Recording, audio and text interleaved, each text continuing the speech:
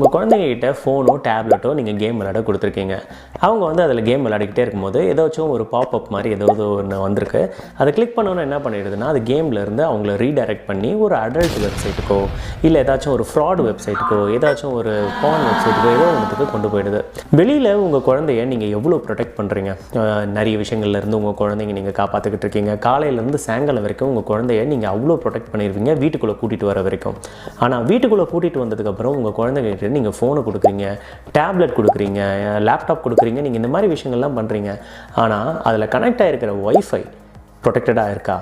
So வெளியில் இருக்கிற அதே விஷயங்களை விட அதை விட அதிகமான பிரச்சனைகள் அந்த ஒய்ஃபைக்குள்ளே அந்த இன்டர்நெட் வழியாக இருக்குது. ஏன்னா உங்கள் வீட்டில் இருக்கிற ஒய்ஃபை வந்து ஒரு பப்ளிக் ஃபேஸிங் ஒய்ஃபை. அவங்களால டைரெக்டாக எதுக்குள்ளே வேணாலும் போயிட முடியும்.